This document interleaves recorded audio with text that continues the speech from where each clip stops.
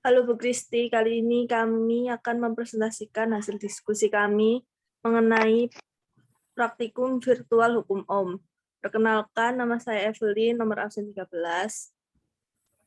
Nama saya Marilyn, nomor absen 20. Nama saya Marsyanda, nomor absen 21. Nama saya Michael, nomor absen 23. Saya Valen, absen 33. Sebelum membahas, mari kita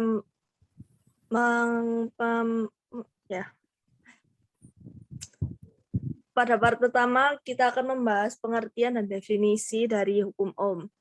Hukum Ohm merupakan suatu pernyataan yang menyebutkan bahwa arus listrik atau biasa disingkat I yang mengalir pada suatu kawat konduktor sebanding dengan beda parsial atau V yang diberikan pada ujung-ujungnya. Artinya, semakin besar potensial, maka semakin besar arus yang mengalir. Sebaliknya, beda potensial yang diberikan diperkecil, semakin kecil pula arus yang mengalir. Kita bisa merumuskan menjadi sebagai berikut. Dapat dilihat dari gambar tersebut. Kita juga harus mengerti pengertian dan definisi dari resistor, tegangan listrik, dan arus listrik. Yang pertama, resistor.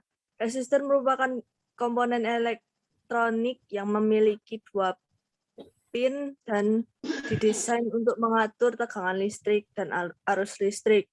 Yang kedua, tegangan listrik.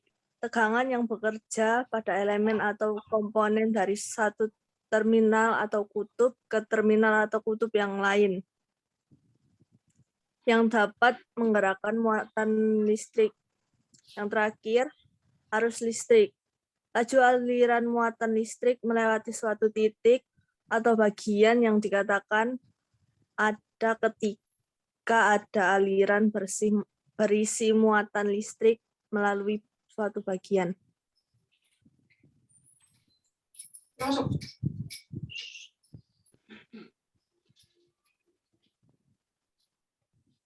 Next.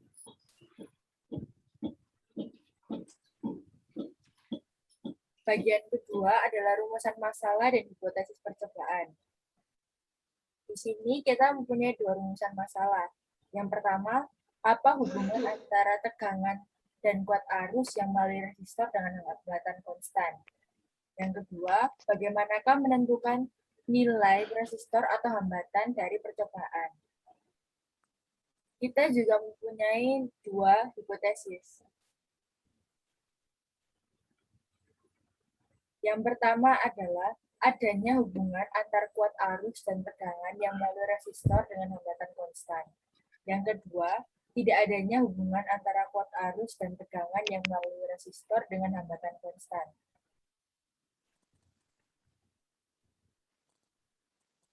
Bagian yang ketiga adalah data percobaan. Dalam data percobaan kami, R sama dengan 20 ohm. Pada tabel pertama, 0,50 ampere dengan volt 10. Yang tabel kedua, 1 ampere dengan volt 20. Tabel ketiga, ada 1,35 ampere dengan volt 27. Tabel yang keempat ada 1,75 ampere dengan volt 35. Tabel yang terakhir ada 3,20 ampere dengan 64 volt.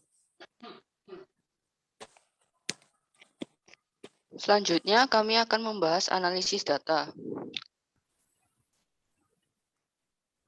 Dalam analisis data ini, berdasarkan tabel data percobaan, kami menemukan grafik hubungan antara tegangan dan kuat arus yang melalui resistor dengan menggunakan Microsoft Excel. Untuk sumbu X yaitu kuat arus dan untuk sumbu Y yaitu tegangan. Di grafik V sampai dengan I ini, kami menemukan gradien, yaitu M sama dengan delta Y per delta X, sama dengan 64 dikurangi 10 per 3,2 dikurangi 0,5, sama dengan 54 per 2,7. Hasilnya 20, sama dengan resistor. Lalu kemiringan grafik V sampai dengan 1 ini, dalam konsep hukum Ohm menyatakan nilai dari kuat arus dengan rumus tegangan, yaitu I sama dengan V per R atau V sama dengan I kali R. Nilai resistor yang diperoleh dari hitungan ini yaitu R sama dengan V per I sama dengan 64 per 3,2, yaitu hasilnya 20. Nilai resistor yang kami gunakan dan perhitungan memiliki hasil yang sama. Hal ini dikarenakan nilai hambatan yang konstan pada setiap percobaan. Yang terakhir, dari percobaan kemarin kami menarik beberapa kesimpulan. Yang pertama, kami menjawab hipotesisnya. Ulang. Katen ya enggak ya? Oke, sip. Bisa balik ya. Yang terakhir, kami menarik kesimpulan. Kesimpulan dari percobaan hukum Ohm kami kemarin yang pertama yaitu tentang hipotesisnya. Apakah hipotesis kami diterima? Ya, hipotesis kami yang pertama diterima karena terdapat hubungan antara kuat arus dan tegangan yang hambatannya konstan. Lalu kesimpulan yang dapat kami tarik yang pertama yaitu semakin besar nilai tegangan, maka kuat arus juga sebanding alias semakin besar. Hal itu dikarenakan karena tegangan dan kuat arus berbanding lurus. Kesimpulan yang kedua, besar nilai gradien garis kemiringan sama dengan besar nilai hambatan yang digunakan. Hal tersebut sudah kami buktikan melalui rumus yang tadi. Sekian dari presentasi kelompok 1. Terima kasih.